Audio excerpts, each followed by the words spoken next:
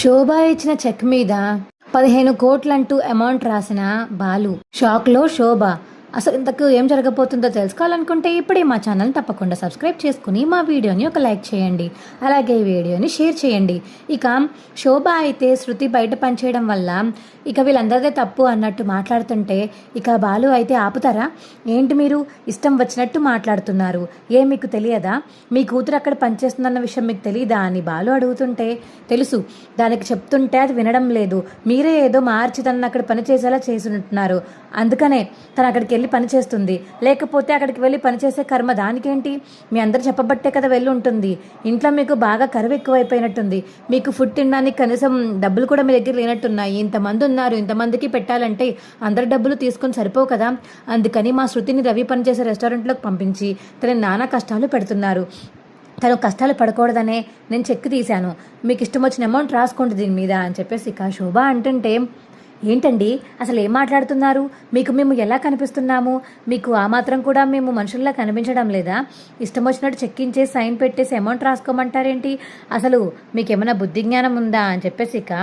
బాలు అంటుంటే బాలు నువ్వు మాట్లాడకుండా బాలు ఒకసారి అని ఇక సత్యం అయితే బాలుని ఆపేసి ఏంటి నాన్న నువ్వేం మాట్లాడకపోతే నేను మాట్లాడాల్సి వస్తుంది, ఏంటది ఏదో కావాలని శృతి మనం బయటికి పంపించినట్టు సంపాదించమ్మా అన్నట్టు బయటికి పంపినట్టు మాట్లాడతారేంటి, తను ఏమన్నా కష్టపడి సంపాదించిన డబ్బుల్లో ₹1 అయినా మనం ఎప్పుడైనా తీసుకున్నామా, అయినా వెళ్ళి మీ కూతురుని అడగండి, ఇక్కడ కాదు అడిగేది, ఏంటి నా కూతురుని అడగకుండానే వచ్చాను అనుకుంటున్నారా, అక్కడ నేను దాన్ని అడిగాను, అది నా మాట వినలేదు, ఎందుకు వినలేదో ఏంటో నాకు అర్థం కాలేదు, మీ ఇంటికి వచ్చాక అర్థమైంది, మీ అందరూ కలిసి దాని బుర్రని మార్చేసి రవి పనిచేసే రెస్టారెంట్కి ఇంకా ఎక్స్ట్రా పని చేస్తాయి ఇంకా డబ్బులు వస్తాయి కదా అని దాన్ని అక్కడ జాయిన్ చేసినట్టున్నారు మీరే అని శోభ అంటుంటే అబ్బా చాలా బాగా గెస్ట్ చేశారండి, ఎంత బాగా గెస్ట్ చేశారో, ఒకసారి మీ దగ్గర ఉన్న చెక్ ఇస్తారా, రవికి రెస్టారెంట్ పెట్టుకోవడానికి నేను రాసుకుంటాను డబ్బులు, ఇలా ఇవ్వండి అని బాలు అడిగేసరికి ఇదేంటి ఎప్పుడు లేనిది బాలు ఇవాళ తగ్గాడు గొడవ పెట్టుకోకుండా అంటే ఖచ్చితంగా నా డబ్బులు తీసుకుని రవితో రెస్టారెంట్ పెట్టిస్తాడా, వావ్ అనేదో మంచి జరిగితే మంచిదే కదా, మెల్లగా ఆ రెస్టారెంట్ మాది అని రవిని శృతిని కలవడానికి రోజు వెళ్ళి వాళ్ళని మార్చేసి తిరిగి మా ఇంటికి తీసుకువెళ్ళిపోవచ్చు, అబ్బా మంచి ఐడియా తీసుకున్నాను, మంచిగానే డిసిషన్ తీసుకున్నాడు బాలు కూడా, సరే ఇంకో తీసుకో నీకు ఎంత కావాలంటే అది రాసుకో, రెస్టారెంట్కి ఎంత ఖర్చు అవుద్దో శృతి బయటికి పంపకుండా ఓన్లీ వాయిస్ స్టూడియోకి పంపడానికి ఎంత అవుతుందో మొత్తం రాసుకో, డబ్బులు ఏమీ ఎక్కువ రాసుకున్న ప్రాబ్లం లేదు అని చెప్పేసి ఇక శోభ అంటుంటే అవునా సరే 1 5 0 0 0 0 అని బాలు అయితే అలా బయటికి మాట్లాడుతూ రాస్తూ ఉంటే రే ఏంటి 5 సున్నాలు రాసు ఇంకో 0 అని బాలు అంటే ఏంటి 6 7 రే ఏం చేస్తున్నావురా, ఉండరా ఆవిడ బ్లాంక్ చెక్ మీద సంతకం పెట్టి మరీ ఇచ్చిందంటే ఆవిడ దగ్గర ఎన్ని వేల కోట్లు ఉంటాయి చెప్పు, అన్ని వేల కోట్లు ఉన్నప్పుడు అందులో సగమనమని రాసుకోవాలి కదా, ఇప్పుడు శృతియే ఉంది, శృతి వాళ్ళ పిల్లల కోసం అయినా సరే శృతి కష్టపడాల్సిన అవసరం లేకుండా వీళ్ళే కష్టపడి డబ్బులు ఇచ్చేస్తే ఇక శృతి వాళ్ళు ఎక్కడికి వెళ్ళక్కర్లేదు కదా, ఆ డబ్బులు అప్పుడు వాళ్ళ పిల్లలకి మిగులుతాయి కదా, అందుకే అలా రాస్తున్నాను, నా కోసం ఆలోచించేం కాదు, ఇందులో నేను రూపాయి కూడా తీసుకోను, రవికి శృతికే ఇస్తాను, మర్చిపోయాను ఇంకో 2 సున్నాలు పెడదామని సున్నాలు పెట్టేస్తూ ఉంటాడు బాలు అయితే ఏంటిది ఏం రాస్తున్నావు, అదేంటండి మీరే కదా సంతకం పెట్టి మరి ఇష్టం వచ్చిన అమౌంట్ రాసుకోమని చెప్పారు, ఇప్పుడేంటి ఇలా మాట్లాడతారు, పర్లేదు నేను బ్యాంక్కి వెళ్తున్నాను, మీరు ఇంట్లో కూర్చుని కబుర్లు చెప్పుకోండి, రవితో రెస్టారెంట్ కూడా పెట్టి తీసుకొస్తాను సరేనా అని బాలు చెక్ పట్టుకొని బయటికి వెళ్ళిపోబోతుంటే ఆగు ఏంటి పిచ్చా నీకేమన్నా, అంతా కలిపినా మా ఆస్తి ఉండదు, అవన్నీ ఎలా రాసేసుకుంటావు నువ్వు అని శోభ అంటుంటే మరి అంత ఆస్తి లేనప్పుడు నోరు మూసుకుని ఉండాలి, ఇంతలా రెచ్చిపోకూడదు, బ్లాంక్ చెక్ మీద సంతకం పెట్టి ఇస్తారా, ఇంకొకసారి మీరు బ్లాంక్ చెక్ ఇవ్వకూడదని నేను ఇలా చేశాను, అసలు బుద్ధి ఉందా బుద్ధి లేదా మీకు, మీ కూతురు మీ కొడుకు మీ అల్లుడు ఇద్దరూ హ్యాపీగా కలిసి ఉండాలని కోరుకోవడం మానేసి అక్కడ పనిచేస్తుంది ఇక్కడ పనిచేస్తుంది అంటారేంటి, అసలు శృతి అక్కడికి ఎందుకు వెళ్ళిందో మీకు తెలుసా, శృతి అక్కడికి వెళ్ళిందే రవి కోసం, రవి కావాలని రవితో ఎక్కువ టైం స్పెండ్ చేద్దామని వెళ్ళింది, మొగుడు పెళ్ళం అన్యోన్యంగా ఉంటే చూడలేరా మీరు, శృతిని మీ ఇంటికి తీసుకువెళ్ళిపోదామని ప్లాన్ చేసి చాలాసార్లు శృతిని ట్రాప్ చేశారు, కానీ ఆ పిల్ల చదువుకున్న పిల్ల కాబట్టి తనకి ఎలాంటి వాళ్ళో బాగా తెలుసు కాబట్టి చెప్పుడు గొట్టలు మాట మాటలు వినదు కాబట్టి తను ఈ ఇంట్లో ఇంకా ఉండగలుగుతుంది. లేకపోతే ఇంకేమన్నా ఉందా? మీరు మా అమ్మ కలిసి తన బుర్ర ఎప్పుడో మార్చేసి మీ ఇంటికి తీసుకువెళ్ళిపోదును. శృతి చాలా మంచి అమ్మాయి అనిక మీనా కూడా పక్క నుంచి అంటుంటే, తెలుసు మంచి అమ్మాయి కాబట్టే కదా మీ వల్ల వేసుకున్నారు అని శోభ అంటుంది. ఇంకొక మాట మీ నోట్లోంచి వచ్చిందంటే మాత్రం మీకు మర్యాద దక్కదు, అర్థమవుతుందా? మీకు చెప్పాను నేను, ఈ చెక్ తీసుకువెళ్ళిపోయి బ్యాంక్లో పెట్టేసి తీసుకొచ్చేస్తాను, మీ పిల్ల ఏం కష్టపడక్కర్లేదు అని, సరేనా అని మళ్ళీ బాలు వెళ్ళబోతుంటే, సరే ఆపేస్తాను, చెక్కి లైట్ ఇచ్చి చి గోలా ఏదో మా అల్లుడికి ఇలా రెస్టారెంట్ పెట్టుకోవడానికి ఏదో సాయం చేద్దాం అనుకున్నాను, మీ తమ్ముడిని మీరే రానివ్వకుండా ఆపేస్తున్నారు కదా, చచ్చే అని ఇక శోభ అనేసి అక్కడి నుంచి వెళ్ళిపోతుంది. మంచి భలే చేసావురా బాలు, లేకపోతే బ్లాంక్ చెక్ ఇస్తుందా ప్రతిసారి వచ్చినప్పుడల్లా ఈవిడ అనిక. సత్యం అంటుంటే, అదేంటండి బాగా పొగుడుతున్నారు వాడిని, బ్లాంక్ చెక్ ఇచ్చినప్పుడు ఎంతో కొంత అమౌంట్ రాసుకుని రవిచేత రెస్టారెంట్ పెట్టిస్తే ఎంత బాగున్ను, వాడు ఇంత రాశాడు కాబట్టి ఆవిడికి భయపడిపోయి ఇక్కడి నుంచి వెళ్ళిపోయింది, మళ్ళీ చెక్ ఇస్తుందంటారా ఇంకెప్పుడైనా ఆవిడ అని చెప్పేసి ఇక ప్రభావతి అంటుంటే, ఛీ సిగ్గుండాలి, మానం కన్నా మర్యాద కన్నా డబ్బే ముఖ్యమని నీలాంటి దాన్ని చూస్తుంటే నాకు అనిపిస్తుంది.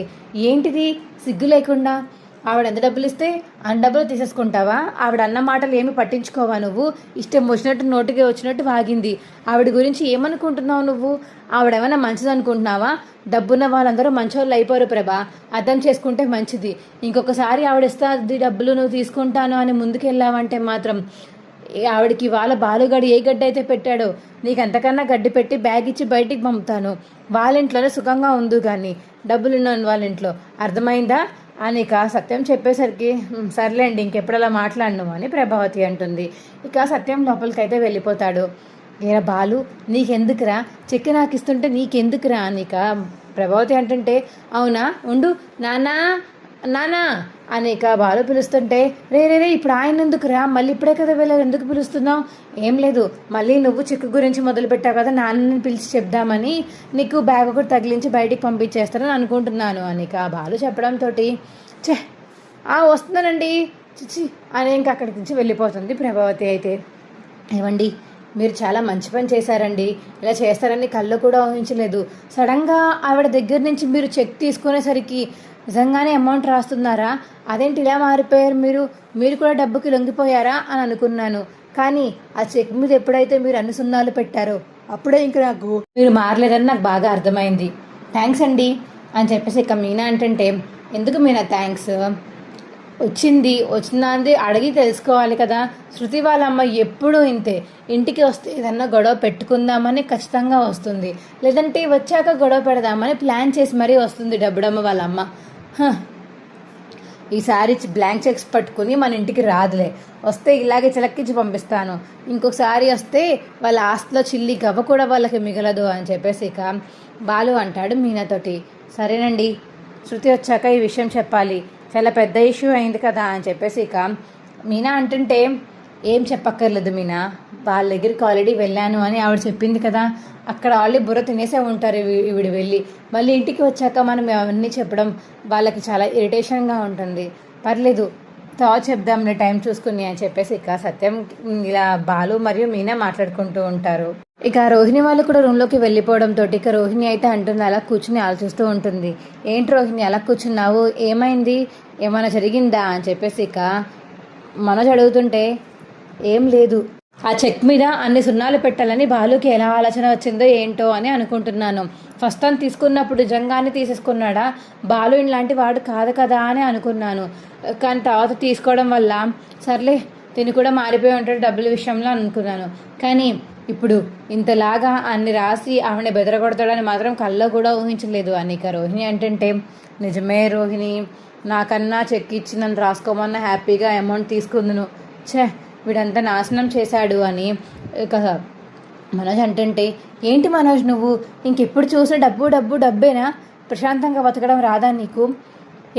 డబ్బుండి మాత్రం ఎవరేం చేస్తున్నారు? శృతి వాళ్ళ అమ్మ నాన్న ఎప్పుడైనా బాగా కలిసి మాట్లాడుకోవడం మీరు చూసారా? అంటే డబ్బు అంటావేంటి? అయినా ఆవిడ సిగ్గు లేకుండా మనల్ని ఎన్ని మాటలు అంది, అయినా సిగ్గు లేకుండా ఆవిడ ఇచ్చిన డబ్బులు తీసుకుంటారా?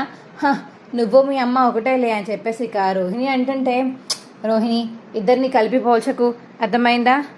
సర్లే నాకేం ఆ డబ్బులు అవసరం లేదు, మనం సంపాదించుకుంటున్నాం కదా, మనకు అది చాలు, ఏదో ప్రస్తుతానికి అప్పుల్లో ఉన్నామని ఈ బాలుగాడి పోరు తట్టుకోలేకపోతున్నామని అలా అన్నాను అంతే అని. డబ్బులు ఉంటే వెంటనే తీర్చేస్తాం కదా మన అప్పులు అని అన్నాను అంతే అని. ఇక మనోజ్ అంటుంటే చాలులే నీ పగటి కళలు, ఇంక చాలు నీ కళలు ఆపితే మనము షోరూమ్కి వెళ్ళొచ్చు, ఈ రోజంతా ఈ గొడవ సరిపోయేలా ఉంది, పదా మనం షోరూమ్కి వెళ్దామని చెప్పేసి ఇక మనోజ్ మరియు రోహిణి అయితే ఇక షోరూమ్కి అయితే వెళ్ళిపోతారు.